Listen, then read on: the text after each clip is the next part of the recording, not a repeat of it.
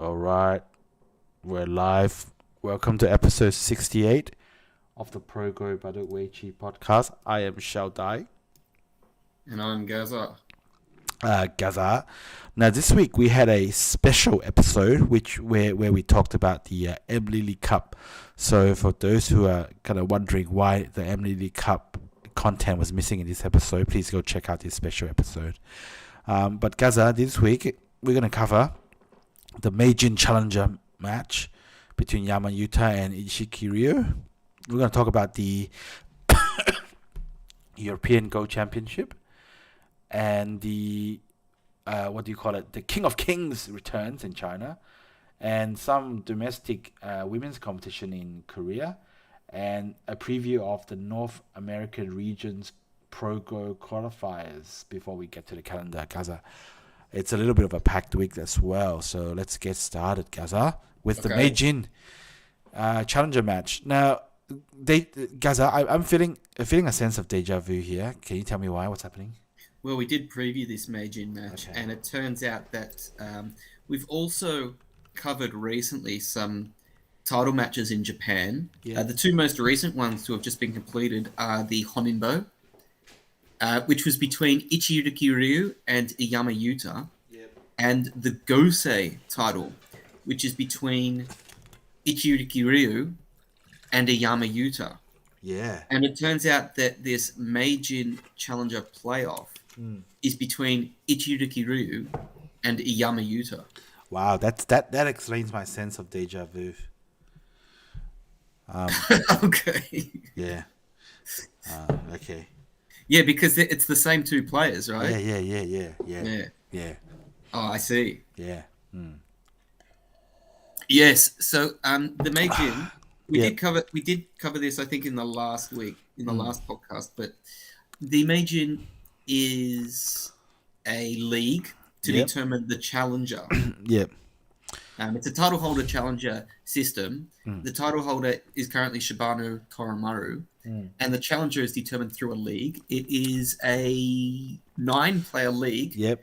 Single round robin, so they each play 8 games. And whoever has the most wins is the challenger. In this edition, in this season, there were 2 players tied on 7 wins. Yeah. Iyama Yuta and Ichiriki Ryo. Yeah. Now, there's no... The tiebreak that they use is a 1-game playoff. If you're tied on wins, it's a 1-game playoff. Yep. So that's what they did this week, and let's have a look at the game. Well, we should spoil the result. We may as well spoil the result.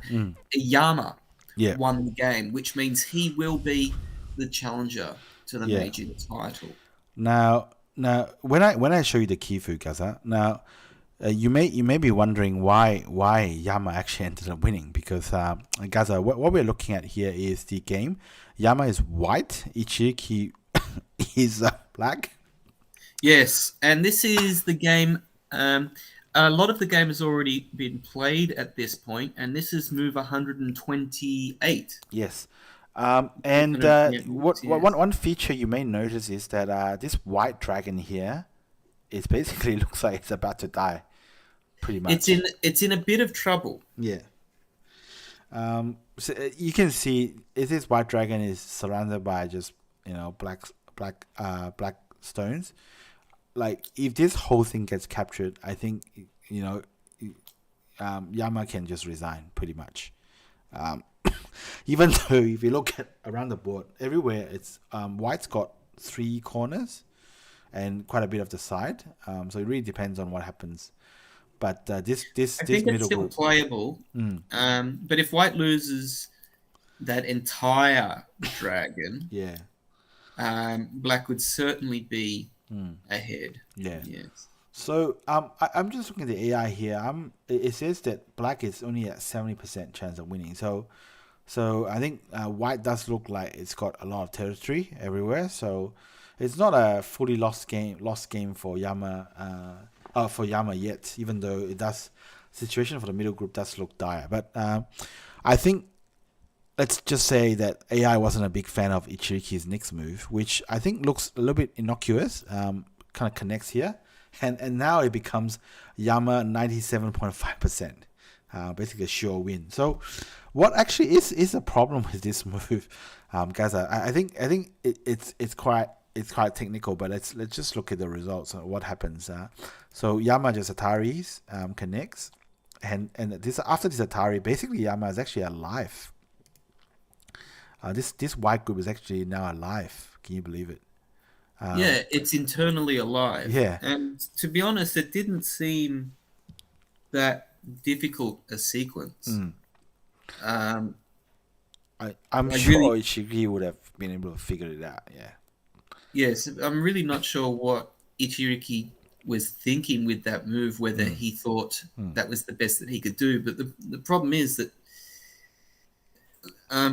with White being alive there, Black just has no territory. He's behind by probably more than 10 points. He's certainly behind on the board as is. Yeah. Never mind the 6.5 points Comey. So it just seems like a bizarre move because, as it turns out, Black had other options. Yeah, well, Black, I think, if I'm not wrong, you mentioned that Black probably better off just blocking on top. So let me just show the game analysis. So Black could have blocked on top. Now White's got nowhere to escape. So, like, for example, White can do this Atari and come down here, and Black can block. That's the thing. So, maybe it isn't a good it isn't a good idea for White to do the Atari. Just Atari like this. So Black can even block, because the liberty on this White stone is so tight. White doesn't even have time to even pull this out because of this move. So White have the Atari here, and now Black can just Atari, force White into this, and now capture the whole tail. So this would be very advantageous for Black. I'm not sure if this is definitely winning for Black, but it does look like Black's got a lot of territory now. Would you say that looks like a better outcome than what actually happened? Well, it would be a much better outcome, and I think that's why AI gives Ichiriki 2% after what actually happened in the game, because in that outcome in the real game, Ichiriki got nothing, zero, nothing out of this. Look at how huge. I mean, maybe the only thing he got was that White didn't make the bottom in the solid territory, but honestly, this bottom is nothing compared to this tail, the lobster tail that he could have gotten. So I guess the game is pretty much over at this point for Ichiriki. But anyway, the game can continue for a little bit, but I guess it's really hopeless now. Yes. Yeah. I mean, Black even. Yeah. I think by this point it feels like Iyama is just toying with Ichiriki now. Well, I think Iyama doesn't really have to think anymore because just about anything wins. Yeah. So. Yeah. So then there's this So there's this to try and get that big corner, but it just doesn't work. Yeah. So Ichiriki resigned here. So because of this, the result of this game, Iyama now becomes the challenger, and I think he will challenge Shibano for the title in a best of 7. Starting this month, actually, on the August 24th, 25th. I do have one question for you, Jado. Yeah. Would Ichiriki's move be a nominee for Bad Move of the Year? Now, actually, that's a difficult one, because when I was going through the Kifu, even if someone did tell me that there was a bad move in it, so I went through the Kifu without looking at the AI, and at first that move looked innocuous until I realized that, hey, actually Iyama just completely alive. Then I realized that Ichiriki's in trouble. So unless I pay a lot of attention, I wouldn't have picked it up as a necessarily bad move on a cursory glance through. So it's probably a good nominee, but I don't think it's going to win necessarily, Gaza. Okay. Giving some respect to Ichiriki. Yeah. Sure. Fair enough. Yeah. Our friend Zin certainly did not show as much respect to the move. Yeah. But it's also possible. I don't know if Ichiriki was in Byoyomi at that point. I would be surprised, considering it's a 5-hour game. Yeah. But it is a 1-day game. They have 5 hours main time each, and it's played in 1 day. So he was probably a little bit tired as well. Yeah. However, But Iyama came out on top. It doesn't matter if you're tied or not. yeah, If you don't win the game, you gotta and I'm start pretty all over sure the next year. a player of Ichiriki's caliber should have seen that, but he didn't. So yeah, oh well. Yes. Unfortunately for him, that's the end of his Meijin journey this year. Yes, Ichiriki has not yet won the Meijin. No. Iyama, of course, has won it many times in the past. In fact, he held it up until last year when Shibano won the title off him. So, yeah. So I'm looking forward to the final Meijin final, starting in August. Yeah, that's our coverage of the Meijin, I guess, for this yep. episode.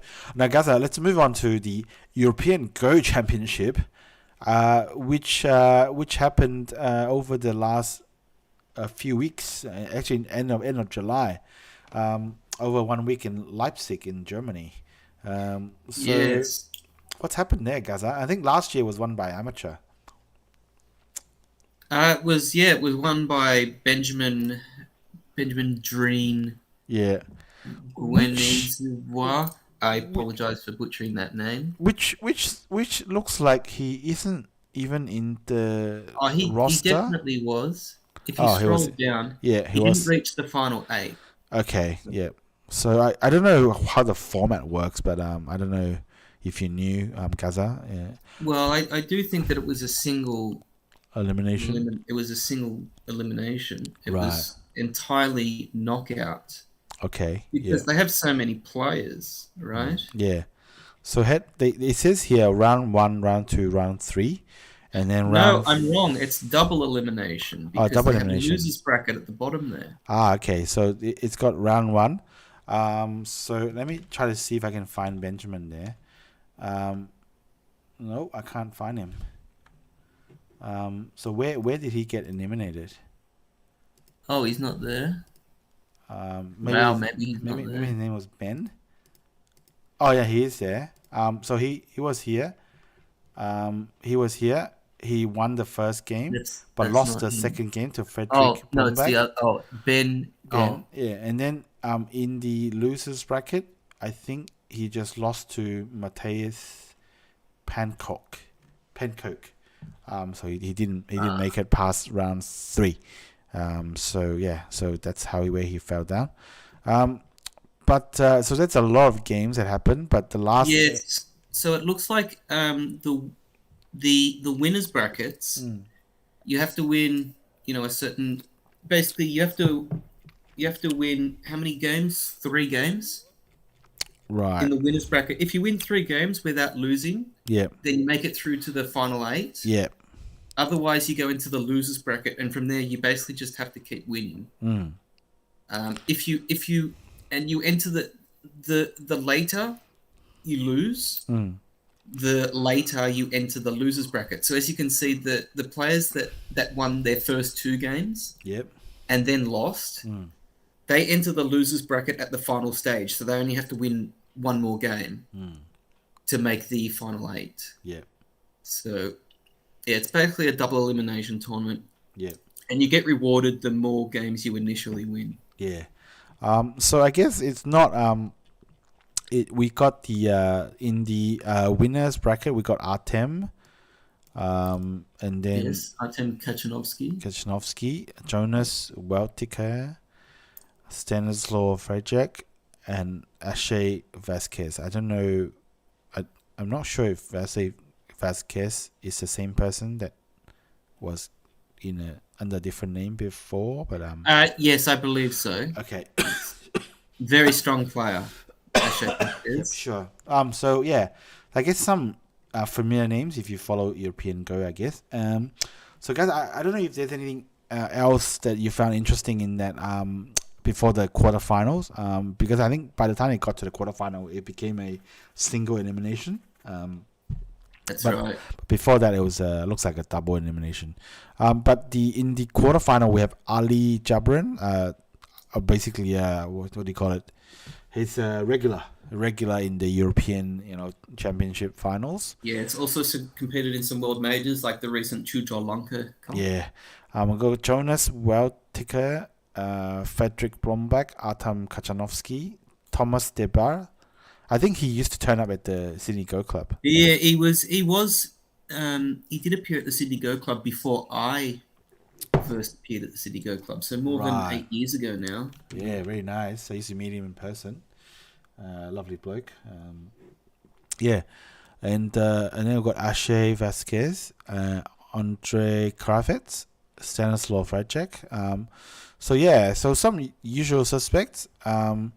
Mixture of pros and amateurs. Yeah, not something that you see in the Asian region. Yeah, much. Because I think in the Asian region you'd expect most of the strongest players would be pros. But whereas in Europe it's still a mix. But I guess eventually the strongest amateurs would just become pros. I mean, if they keep running their pro qualifications. But what's happening is that we got Ali beating Jonas to make it into the semi. Frederick Blomberg. Yeah, a bit of an upset with the second quarterfinal, Artem Kachanovsky. But if I'm not wrong, Frederick have done really well in recent European Pro qualifiers as well. So maybe it's not so big of an upset. I'm not sure. Yeah, and then we got Vasquez beating Thomas. Andre Kravets beat the recent what's it called, the IBK Cup European rep, Stanislav Radek. So yeah, these are the semi-finalists, and then Ali beat Frederick to make the final, and Andre beat Ashe to make the final, and Andre Kravets prevailed, and that's the the picture of him there. Playing on an AI Go board. Very interesting. Yes. I noticed that they were playing on an AI Go board. They had a live stream. European Go Federation has a Twitch channel. Yep. And I believe, big congrats to Andre Kravets. I'm not sure, but this is his first tournament win as a professional, is it?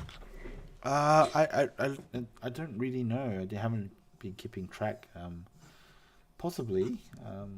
I can't recall if he had won any other tournament as a pro, but yeah. Yes, I'm not sure. Yes. So yeah. Well done. Good luck to him. I'm pretty sure that will land him some really welcomed opportunities to represent Europe in future international tournaments. So really looking forward to that. Yes, they also interviewed him after his win on the European Go Federation Twitch channel. So maybe look for that if you're interested. Yep, sounds good. So yeah, I didn't see the game though. Apparently, Andre Kravets won by 1.5 points. So okay, I believe that it was I believe he had a good lead, like a solid lead, going into Yosei, and he basically held on to that lead. Yep. Yeah. Yeah, very nice. But unfortunately, I didn't look at the game closely, look at the key food closely. Okay. The problem with these European tournaments, of course, is that for us, we live in Australia. It's difficult to follow live because of the time zone. Yeah. Yeah. So I guess that's it. I guess. Congrats to Kravets. And I guess we can move on. Now, Gaza, we did talk about the IBK Cup in this special episode, so just another reminder for people to, check it out if that's what they're interested in. Yeah. And so moving on, Gaza, a big one in China just been announced. The fourth King of Kings returns. And King of Kings is basically a tournament where they would basically gather all the players in China who have won a domestic title or an international title, and then if there's not enough players to make 8 players, they will kind of choose a player from the Chinese rankings to make up 8 players to participate in this tournament. And this tournament, given it's quite a small tournament, it's actually got a really huge prize money. I think the prize money is almost like, if I'm not wrong, equivalent to like a world major. So yeah, it's actually quite good. And it's been announced for the 8th of August to the 17th of August. Usually the 8th of August is just a welcome party where they have a banquet. So 8th of August is when they actually have the actual games. And so the lineup for this year is Ding Hao, who's won LG Cup, Guoshou, and Daqishi in China. So, and we got Gu Zihao, who's won in China the Ahan Tongshan Cup and the Longxing Cup, but also the most I guess prestigious international title that's been played recently, the Chuzhou Lanke Cup over Xinjin So. Yeah, I think it is. So, and then we got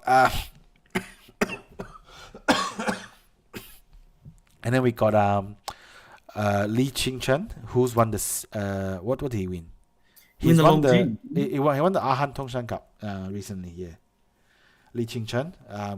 Li Qingchen. Sorry. Yeah, and then you got Li Weiqi, who won the Longxing Cup recently. Yeah, very nice. Li Xuanhao, of course, he's done quite well. He's won the 3rd King of Kings, the last one, and the Chuzhou Lanke Cup domestic version. Unfortunately, he failed to win the Chunnan Cup, but still, he still makes the King of Kings. And then you got Mi Yuting. I can't remember how he got selected. He won the Mingren and the Tianyuan in China, so very nicely done. And then you got Xu Shiyue, who made this tournament by winning the CCTV Cup. And then you got Yang Dingxin for coming first in the Asian Games selections. Gaza, there's a very notable omission here. Kono Rin.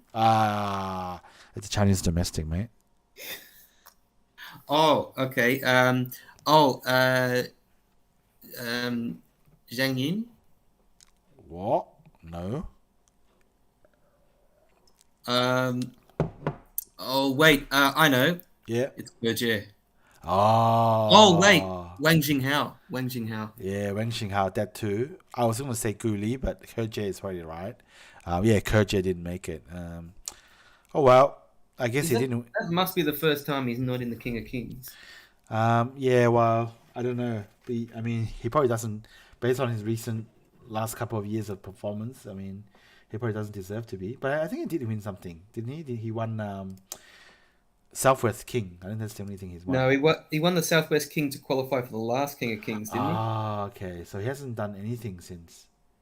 I thought he'd won a tournament since then, but no, I guess he's only qualified to challenge the Mingren. Yeah, his challenge, but he hasn't done anything since. Well, so that's why Gerje is gonna miss out, unfortunately. But those restaurant fees are gonna stack up now. Yeah, well, I mean, he should have tried harder. And this is the apparently the players are already in place, and they've already signed a goal board. Now, I don't really understand the practice of signing on the front of the goal board instead of the back, but they've done that. And I think they're running some kind of I don't know what you call it, like kind of like a raffle where you kind of put in your phone number and then you can go into a draw. And if you the number one prize, if you there's only one of them, is this goal board signed by all 8 players. This would have been a really nice one. I think if you come second, you get one of these fans, and there's eight of them. The Even third though prize. Fenting Yu is not in the tournament. Hey, Fenting Yu? Yeah, no. What's he done? Probably nothing. Yeah. Okay, yeah. And then this fan over here, that's the second prize. The third prize is a fan again. So I don't know what's the difference between the. Oh yeah, actually, that's the difference between the second prize and third prize. Is the second prize actually comes with a bunch of vouchers for tourism in the place where the games are held. But if you win the third prize, you just get a fan, and there's 20 of them. So that's it. That's the King of Kings. It's coming. Are Looking the forward. fans signed? Doesn't look like it. It says it's signed, but maybe it's still empty when they took the picture. But it's meant to That's be. not bad. It's meant to be signed. Yeah. Just having an ordinary fan seems a little bit Yeah. cheap Yeah. for a prize. Yeah, I guess so. Yeah, I mean, I don't know what to do with it without the sign, but anyway, it's coming. Looking forward to it. So that's as much as I can say about the King of Kings. But Gaza, please do tell us what's happened in the Korean domestic scene in the women's competitions. Oh, okay, yeah. So we've had there are 3 women's competitions that have been going on Yeah. in the Korean domestic scene. One of them, we won't cover this podcast extensively, but it is the Women's League. Right. So they've been going on for a few rounds now. I don't even think they're halfway yet, so we won't look at that until maybe later. Yep. But another competition is the Dr. G Korea Women's Strongest Tournament. Now, this was initially launched shortly after the Korea's Strongest tournament. That's the one that Shin Jin-so keeps winning. Yep. And initially, it had a very similar format to it, in that there was a league of 8 women, single round robin, and the top 2 players in the league would play a best of 5 final. That's how they did the first 2 editions of this tournament. For the 3rd edition, they've sort of scaled it down a bit. They still have 8 players, but they've changed it to a double elimination tournament. Right. I'm not sure if this was a cost or an interest thing, but there are fewer games now because there's no league. And the final has been determined. It hasn't been played, but all of the other games have been played. Choi Jong won her 3 games to come out of the winners bracket. And Kim Yoon-ji, despite losing her very first game, she ended up winning 4 games in a row to win the losers bracket. Oh, wow. Yep. So the final will be Choi Jong versus Kim Yoon-ji. Yep. And despite Choi Jong coming from the winners bracket and Kim Yoon-ji coming from the losers bracket, there won't be any sort of advantage for Choi Jong. There's no handicap or anything like that. I think it's just a best of 3 final. It doesn't start for a while. It doesn't start for another 2 weeks. I think the first game is on the 22nd of August. So a little bit of time, but yeah, this is basically the current of Women's Go in Korea versus the future of Women's Go. The present versus the future in terms of Women's Go. Yep. Women's Baduk in Korea. Yeah. Choi Jong, of course, has been the number 1 woman for, I think, over 100 months. Yep. Close to 10 years now. Yep. And Kim Yoon-ji has just entered the number 2 position for women. Yep. In Korea. I'm not entirely sure exactly. I don't think she's in the top 50 yet in terms of overall in Korea. I'm just checking now. She's number 63. Yep. Which is her highest ever ranking. Yeah. Hopefully she'll enter the top 50 soon. It's been a long time since Choi Jong has had company in the top 50. Yep. Gaza, I just wanted to say, even though we're not going to talk too much about the Korean Women's League this year, but I do want to point out something that's very interesting in the Korean Women's League. It happened on the 29th of July. Now, there was a game between Kim Yoon-ji versus Choi Jong. And before the game, guess how many games Choi Jong has won against women players consecutively before this game? 6. 22. Oh wow, that's a lot more than I was thinking. Yeah, and before that game, Kim Yoon-ji versus Choi Jong was 8-0. Guess in whose favor? Choi Jong. Yeah, 8, that's right. Kim Min-ji 0. But everything got turned on its head. Maybe it's a tipping point because Kim Min-ji on that day beat Choi Jong, ending Choi Jong's 22 win streak against women players at 22, and also ending her 8-game losing streak by winning. So now their record is 8-1. Could this be the tipping point where Kim Min-ji is doing a fight back? But it's very interesting. Could this be the passing of the torch? Ooh, passing of the torch. That would be that. Yeah, no. I think there will be definitely a period of overlap at least. So, Yes. it will be, but it could be the tipping point. Where things would just turn. The tide would just turn in Kim Min-ji's favor ever so slightly year on year. Maybe the passing of the torch will not be Immediate just yet, but who knows? Yeah, but this is a really great, I guess, background to this game because this series of best of 3 because Kim Min-ji has just won her first game versus Choi Jong, believe it or not. So let's see if she can make it second or third or even maybe fourth. Let's see. I don't know. Probably not fourth. Not possible in this series. But very interesting there. Yes, and that was the second women's tournament. Yep, and in Korea. The third one is the IBK Cup. It's also a final. And this one, we're down to the final as well. All the other games have been played. This one is a single elimination knockout. And the final is going to be between Choi Jong and Kim Min-ji as well. So Choi Jong and Kim Min-ji are basically the Iyama Yuta and Ichiriki Ryo of Korean women's go. Well, you can consider them to be maybe the Shin Jin-so and Park Jun-hwan circa 2020. Okay, yep. But yes, we'll see how that plays out. We certainly saw at the end of 2020 that Shin Jin-so proved that he was the definitive number 1 Korean player. Yeah, that one probably was a passing of the torch event. Yes. Now, in this one, like I said, Kim Min-ji and Choi Jong. Last year, Kim Min-ji actually made the semifinals of this tournament, whereas Choi Jong lost in the first round. Both players lost to the same player, Jong Yoo-jin. Ooh, yeah, okay. In that tournament. Wow. But this time, they've both managed to make it to the final. The interesting thing is that this final starts on the 16th, but I think each game is on the same day of the week. So the 16th is 11 days from now, so that's a Wednesday. So and each game is 1 week later. Okay, yep.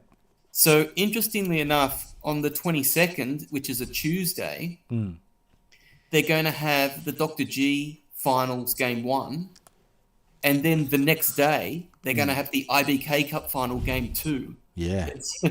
They're basically playing each other. They're interspersing the games of each of these finals are being interspersed between each other. Oh wow! Which is funny. They do have different time controls. So yeah, very interesting. I'm not sure how often that happens that you see 2 players playing in the same final, but they're interchanging each game. Yeah, that would be hopefully. I'm sure they have the mental agility to cope, but that is very interesting. It also shows the vibrancy of the Korean domestic scene because there are just so many games around.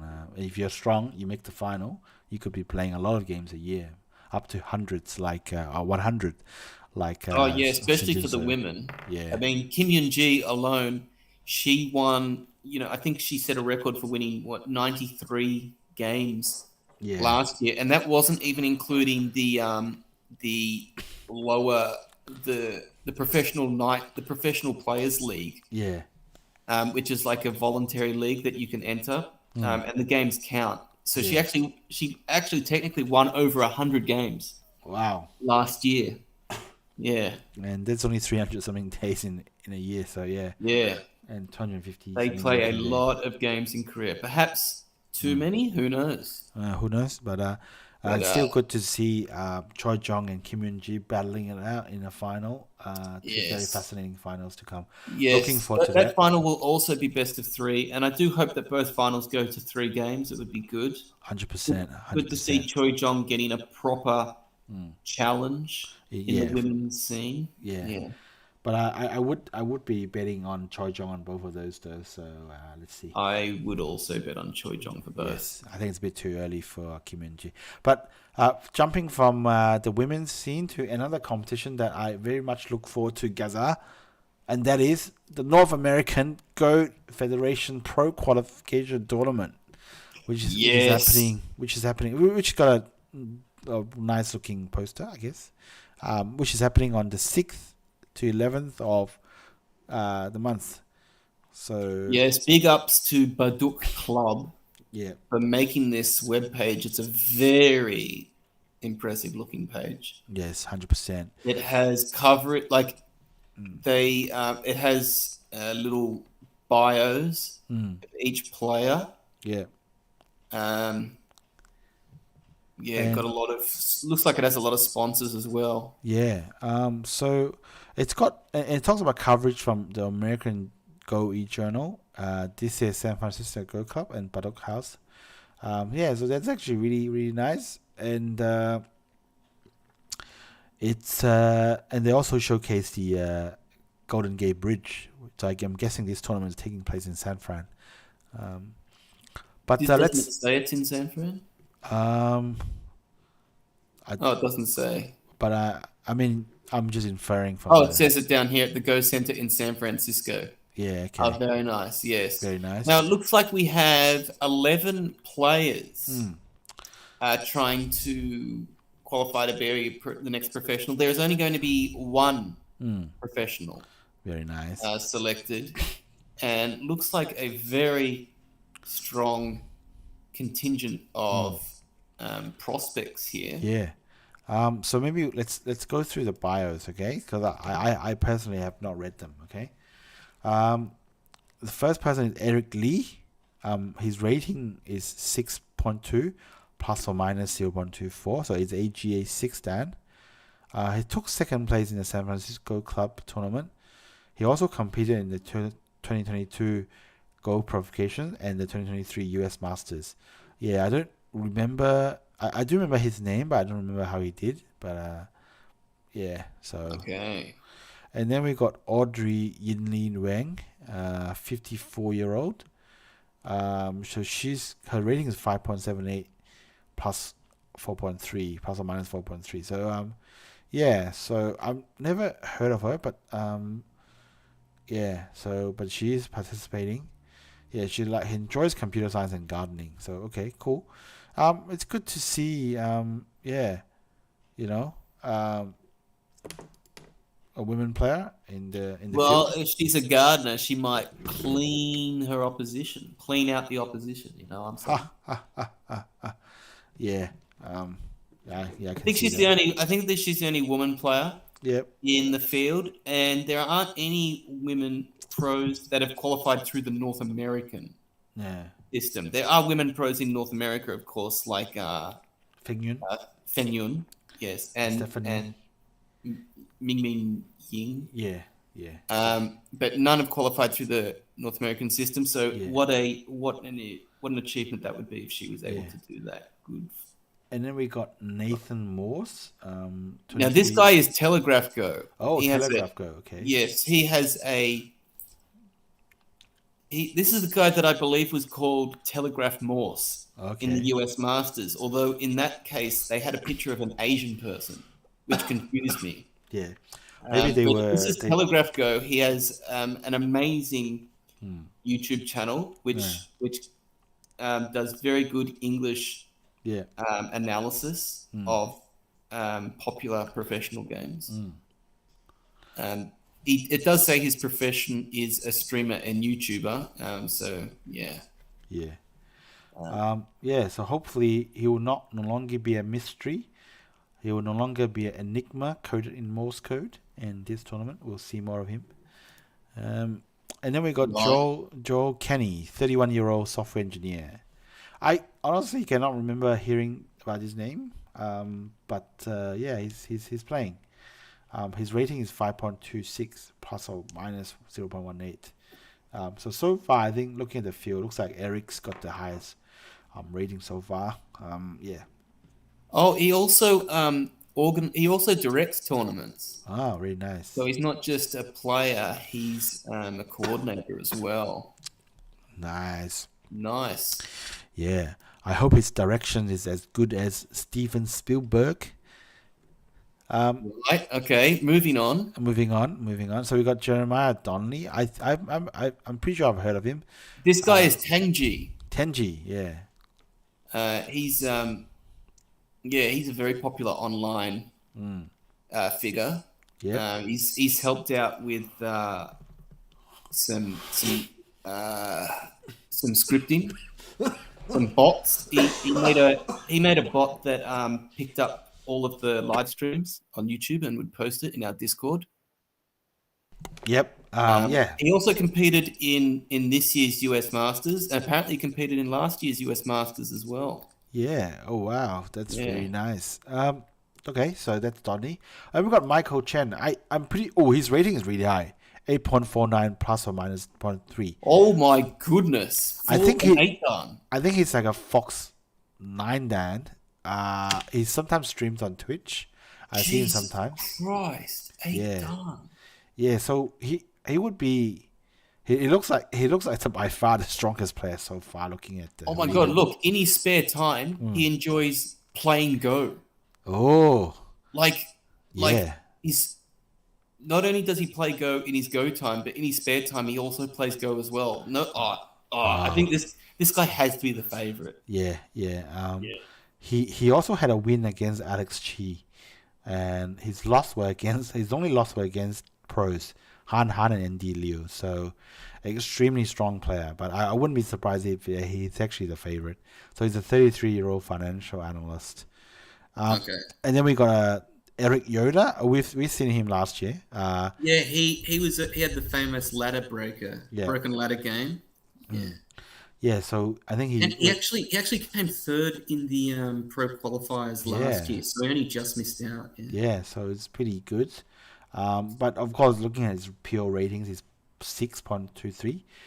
So a lot lower, 2 Dan lower than Michael. So let's see how he does. Also a rock climber. Oh, rock climber. It says he's an Amazon sorter. So Yeah, maybe he climbs rocks because all of his ladders are broken. Or maybe he's what do you call it? Yeah. Okay, whatever. Emil Garcia, 36-year-old insurance advisor. So he's played Go for 20 years apparently, and he's best known as the president of the Mexican Go Association. And his rating is 3.97.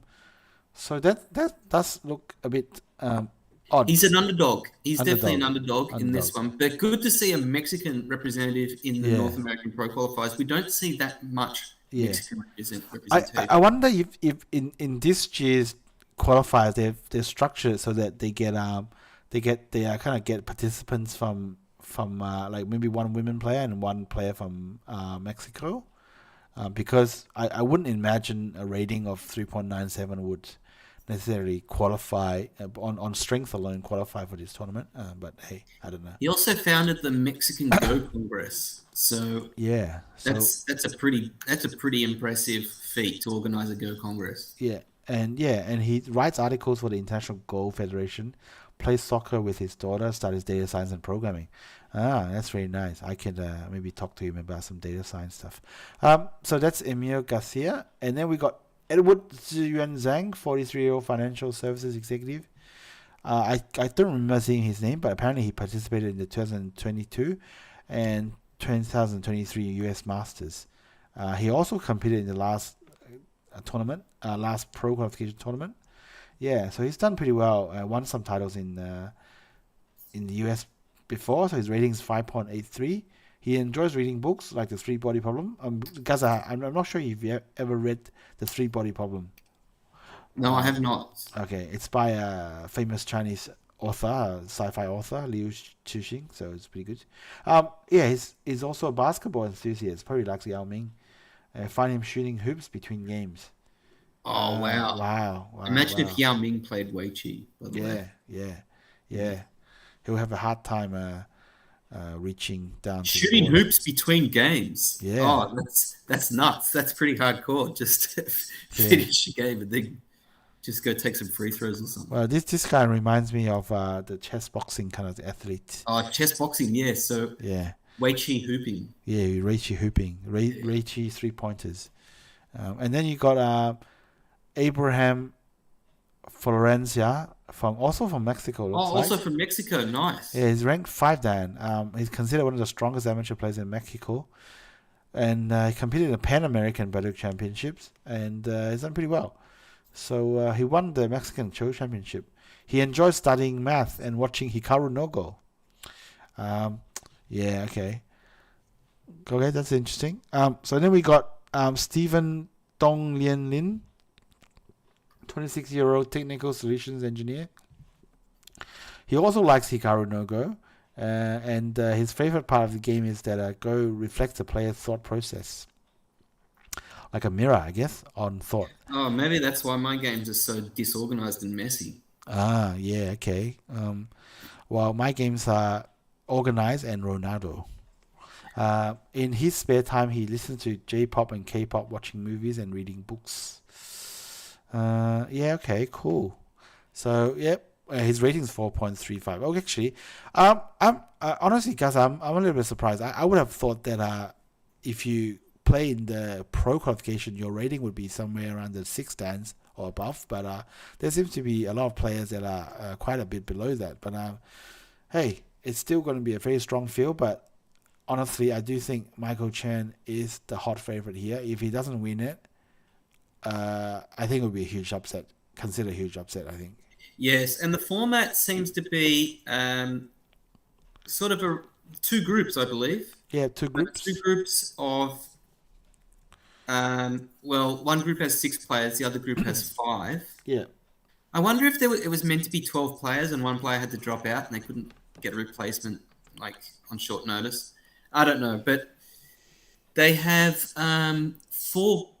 They have a single round robin. It's a single round robin, and then I believe what is going to happen is the top 2 players from each group will play off in the semifinals and final. I'm not entirely sure of the format after that, but it is a single round robin in 2 groups initially. Very nice. And and there's going to be 1 professional, as opposed to last year when there were 2 professionals. This year there will only be 1. The winner will get $2,000 and the opportunity to compete in major tournaments, major international tournaments. Very nice. Yeah, so you have to say that Michael Chen is the hot favorite just based on his rating, and I mean that's a big advantage. But on it, obviously, surprises can happen. Yep, surprises can happen. So long as you make, assuming that my assumptions about the format are correct, so long as you make the top 2 in your group, you have a chance. Yeah. So good luck to all of them. Yep. And because it does say semi-final, so we kind of assume the top 2 will make it. But yeah, as you said, good luck to all of them. And, yes, and we hope maybe by the next podcast we won't know who the next professional is, but we'll at least be very close to knowing. Yeah, yes, 100%. Is there a way that you can watch these games? I wouldn't be. I'm pretty sure they should be streamed on Twitch, although I don't see it being mentioned here. But It doesn't seem mentioned. Oh, okay. So, twitch.tv/Baduk Club. Yeah, I wouldn't be surprised. Yeah. That is correct. It's Baduk Club. That's the Twitch channel name. Okay. Yep. Baduk Club, single word. Yep. Yeah, so go there. I might try and post it in the description as well. Yeah. Of this stream. Yeah. So let's do that. And I guess that's the pro qualification, North America pro qualification. Looking forward to that. And time to move on to the calendar, Gaza. So this upcoming week, what have we got in store? So we've got the M Lily Cup round of 16. That's a big one. is going to happen, and that is the last of the M Lily Cup rounds for the short future. Yeah. The quarterfinals will not be for quite a while. Yeah. So all the players will fly back home after the round of 16, and then the US Go qualifiers will occupy the rest of the week. In Korea, there's actually not that much happening. To be perfectly honest, there's some qualifiers. Yep. But nothing really big. There's the GG Auction Cup, which I'm not really going to discuss until, it finishes. Yeah. But other than that, there's the Women's JAR League, the Chinese Women's JAR League, on the Tuesday and the Thursday. Yep. And in Korea, there's also on the weekend, the 12th and 13th of August, there's going to be the Presidential Cup. Yep. Which I think, which is sort of an open competition, but it's not a Korean major. Not everyone competes in it. Players like Shin Jin So, for some reason, they don't compete in it, but a lot of other big Korean players do. Yep. The final of that will be on Sunday. And as you also mentioned, the King of Kings is happening this week. Yeah, and of course the US Go qualifier. So there's some big games coming up. North American Go qualifiers. Yeah. And so there's some big games coming up. So looking forward to those. And I guess with that, Gaza, unless you have something you wanted to mention, I think I have a vague sense that I think we forgot to mention something, but did we forget to mention that the New South Wales State Championships are happening next Saturday? Oh yes, that, and also the Korean rankings apparently has been released. The Korean rankings have come out. Yes. Did you want to have a look at Let me see if I can find the Korean rankings. There's definitely no Chinese articles yet, translation of that. Usually it comes out maybe a few hours later.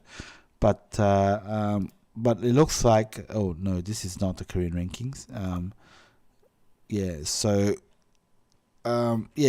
Okay. It says Korean rankings, Shin Jin So, 44 month kept normal.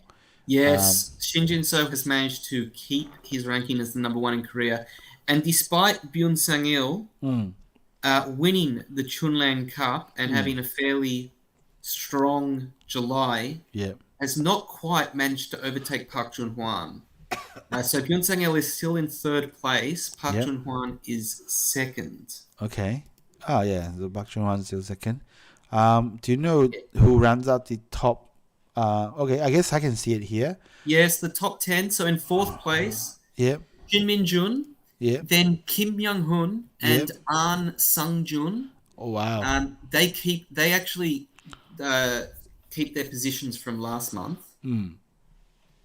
Then Won Song-jin has moved up to 7th place. Kang Dong-yoon in 8th. Kim Ji-sok 9th, and Park Gyun-ho has re-entered top 10. The top 10. Yeah, wow.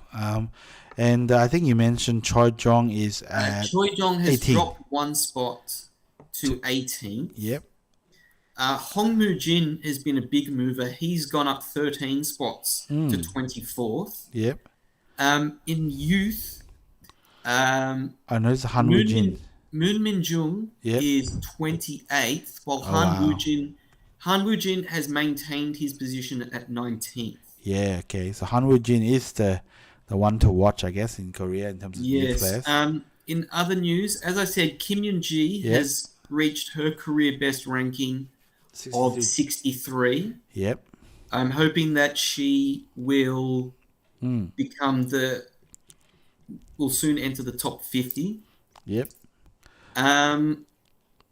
Lee Chang-ho has managed to stay in the top 100 for another month. He's at 94. Oh Yoo-jin has moved back into the top 100. She's at 96. And I believe Kim Chae-young should still be in the top 100. Just quickly checking here. Oh no, she's dropped out of the top 100. So still only 3 women in the top 100, but instead of it being Choi Jong, Kim Yoon-ji, and Kim Chae-young, it's now Choi Jong, Kim Yoon-ji, and Oh Yoo-jin. Yeah, okay. And also, I was going to say that I think we mentioned Han Woo-jin at 19.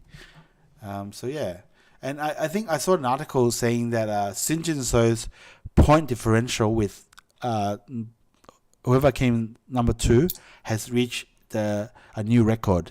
Their difference is almost 500 points. That's actually is a new record.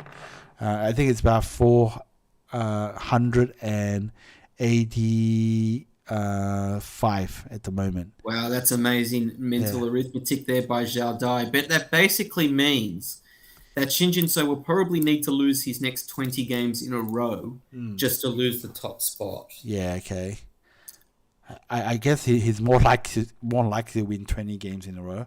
So let's see what happens. So yeah, Shin Jin-so breaking new records, continue to pull away from the rest. On the ratings, Go ratings, he's 200 points above the second best player in the world, which currently still is many rankings still put Kerja there, but we shall see. Shin Jin-so definitely is the number 1 in the world at the moment. So I guess, Gaza, with that comes to the end of another episode, and I guess it's time to say bye.